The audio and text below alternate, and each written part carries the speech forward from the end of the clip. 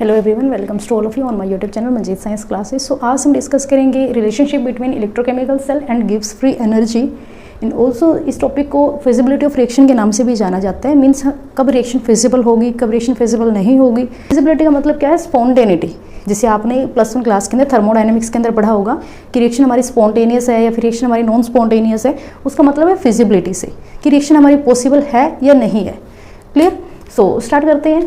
तो बेसिकली यहाँ पे जो इलेक्ट्रोकेमिकल सेल है इसको हम डिनोट करते हैं ई शेल से, और गिव्स फ्री एनर्जी को हम डिनोट करते हैं डेल्टा जी से। क्लियर? सो +1 क्लास के अंदर आपने पढ़ा होगा रिएक्शन कब फिजिबल होती है हमारी, जब डेल्टा जी <0 होता है। Means delta G should be negative for spontaneous reaction. अब हम बात कर रहे हैं इस चैप्टर के अंदर रिएक्शंस के बारे में, केमिकल रिएक्शन के बारे में, शेल्स के बारे में। सो कोई भी शेल उसके अंदर रिएक्शन कब प्रोसीड करेगी?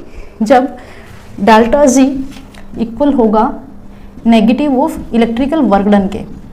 इलेक्ट्रिकल वर्क डन कौन सा इलेक्ट्रिकल वर्क डन? जो सिस्टम के द्वारा किया गया है या फिर जो सेल के द्वारा किया गया है। So delta G is equal to minus of electrical work done by the cell. Negative हो और जितना भी वर्क डन है वो यूजफुल वर्क डन हो। हमें पता है जो इलेक्ट्रिकल वर्क डन है वो किसके इक्वल होता है? Product of the charge and potential difference. इस इक्वेशन को हम फर्स्ट नाम दे देते हैं। जो इलेक्ट्रिकल वर्क डन है वो इक्वल होता है चार्ज मल्टीप्लाई पोटेंशियल डिफरेंस। अब हमें चार्ज निकालना और पोटेंशियल डिफरेंस निकालना है, और पोटेंशियल डिफरेंस हमारा होता है ई शेल के इक्वल, क्योंकि जो सेल वोल्टेज है उसको हम ईएमएफ ऑफ सेल और ई शेल के नाम से भी जानते हैं। क्लियर? या फिर ईएमएफ ऑफ द सेल भी बोल देते हैं। सो ये हम सेकेंड इक्वेशन मान लेते हैं। अब हमने वैल्यू कैलकुलेट करनी है क्यों? मीन्स चार्ज की। अब ये चार्ज क्या है? सो चार्ज को अंडरस्टैंड करने के लिए हम 2 इलेक्ट्रोड कंसीडर करते हैं। हमने एज्यूम किया ये हमारे पास एक इलेक्ट्रोड है एनोड, और ये हमारे पास दूसरा इलेक्ट्रोड है कैथोड। बेसिकली होता क्या है? एनोड के ऊपर ऑक्सीडेशन और कैथोड के ऊपर रिडक्शन। अब कैथोड के ऊपर ऑक्सीडेशन होगा। ऑक्सीडेशन का मतलब क्या है? ऑक्सीडेशन का मतलब है लॉस ऑफ इलेक्ट्रॉन। तो यहाँ पे लॉस ऑफ इलेक्ट्रॉन होगा। इलेक्ट्रॉन का लॉस का मतलब क्या है कि कोई भी हमारे पास किसी भी मेटल के ये इलेक्ट्रोड है वो मेटल इलेक्ट्रॉन का लॉस करके सॉल्यूशन के अंदर आती रहेगी। सो अगर इलेक्ट्रॉन का लॉस करेगी तो इस इलेक्ट्रोड के ऊपर चार्ज कैसा आ जाएगा? नेगेटिव। इसके विद रिस्पेक्ट यहाँ पे चार्ज क्या आएगा? पॉजिटिव। क्लियर?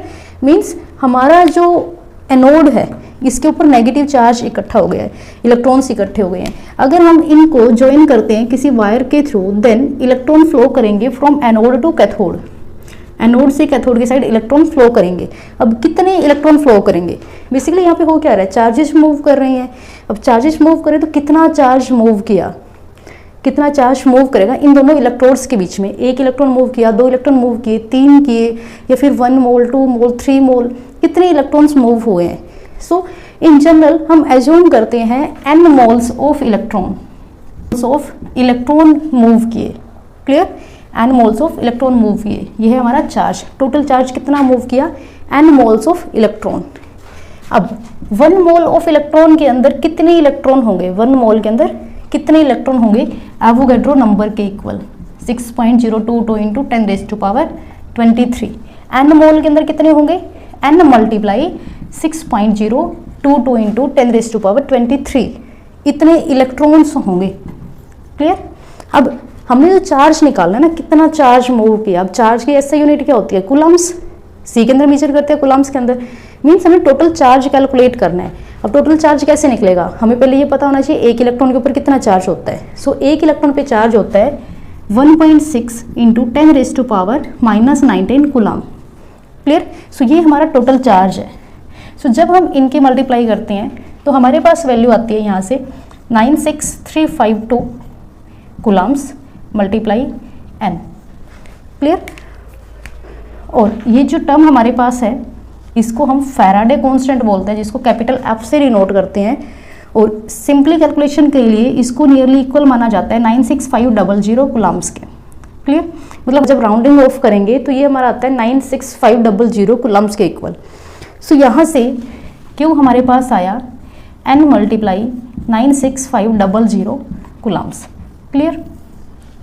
सो जो हमारे पास थर्ड इक्वेशन और सेकंड इक्वेशन है, जब इसकी वैल्यू हम पुट करते हैं इक्वेशन फर्स्ट के अंदर, देन हमारे पास क्या आता है, पुट की W is equal to Q की जगह पे N इंटू 96500C और डेल्टा V की जगह पे हमने पुट किया E cell, clear. And W किसके इक्वल था हमारा, डेल्टा G के, minus of delta G means delta G is equal to minus W। अब माइनस W वैल्यू क्या थी, माइनस N ई शेल। अब ये वैल्यू किसके इक्वल है, फैराडे के इक्वल है, तो हम इसको लिख सकते हैं NF ई शेल किसके इक्वल है, डेल्टा G के इक्वल है। सो ये है हमारी रिलेशन गिव्स free energy and E cell के बीच में। अगर हमने यही रिलेशन निकाले स्टैंडर्ड कंडीशन के ऊपर, देन स्टैंडर्ड गिव्स फ्री एनर्जी को हम डिनोट करेंगे डेल्टा G नोट से, minus NF, N is number of electron, कितने इलेक्ट्रॉन ट्रांसपोर्ट हुए हैं from anode to cathode. E cell को हम डिनोट करेंगे स्टैंडर्ड ई नोट सेल के साथ एट स्टैंडर्ड कंडीशन। सो एक रिलेशन हमारे पास ये आ जाएगी।